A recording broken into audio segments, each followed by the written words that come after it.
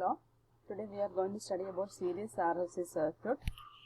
From the circuit it is clear that a resistance, inductance and capacitance are connected in series to form a series RLC circuit, and it is connected across a voltage V equal to Vm sin omega t. Then because since this is a closed circuit, a current will be flowing through the circuit.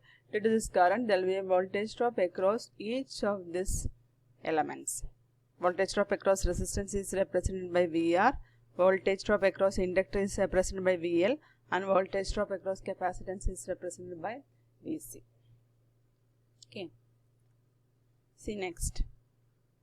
VR is a voltage drop across the resistor and I is a current through the resistor. We know the voltage across the resistor and the current through the resistor are always in phase. That is its phasor diagram. VL is a voltage drop across the inductor and I is the current through the inductor. We know the current through the inductor lags the voltage by 90 degrees. See here the voltage across the inductor, this is the current through the inductor. Current lags the voltage by 90 degrees. This anti-clockwise direction is positive direction. VC is the voltage drop across the capacitor and I is the current through the capacitor. So we know in a capacitive circuit, current leads the voltage by 90 degrees. Okay. We can combine these three phasor diagrams. That is the next figure. See, combining VL here, VC here, VR here.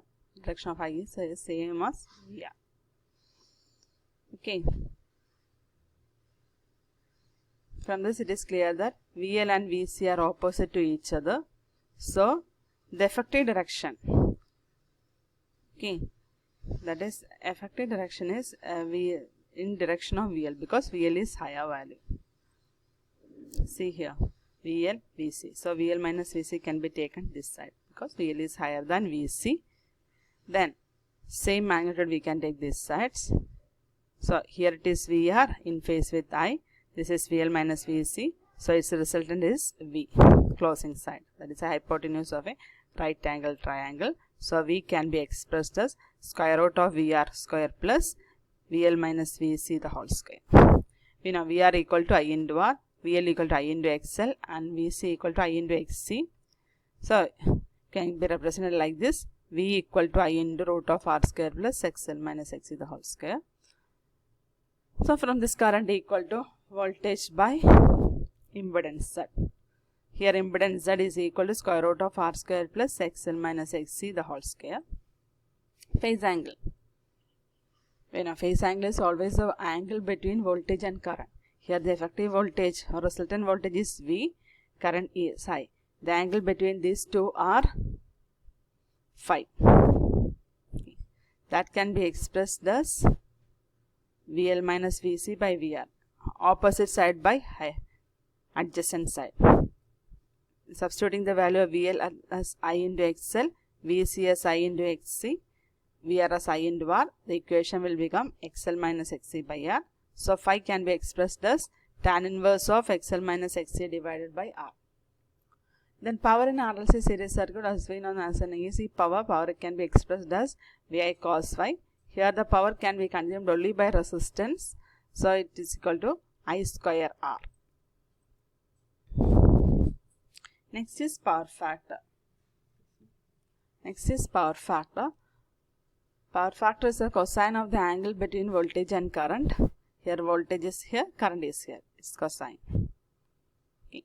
Cosine means adjacent side by hypotenuse. Here adjacent side is VR, hypotenuse is V. Okay.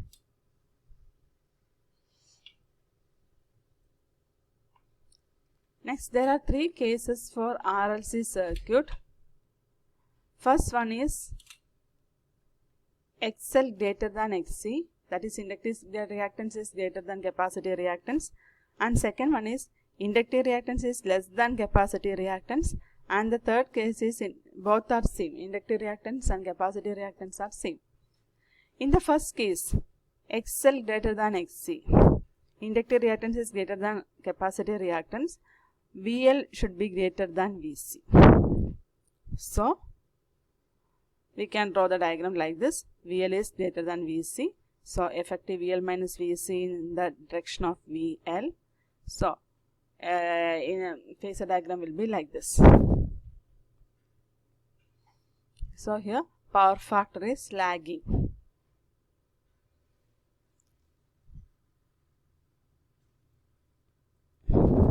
Then if XL is less than XC, then capacitive reactance is greater than, then the phase angle is here, phase angle phi is negative, and circuit acts as an RC series circuit in which current leads, it has an RC circuit, current leads the voltage by 90 degree. But here this phi is an angle which is less than 90 degree.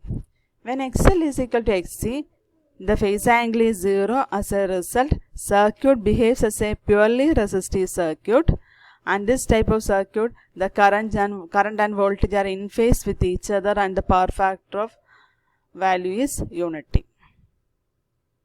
So concluding, in resistance RLC series circuit, if XL is greater than XC, then power factor is lagging. If XL is less than XC, then the power factor is leading. That is the character of capacitance.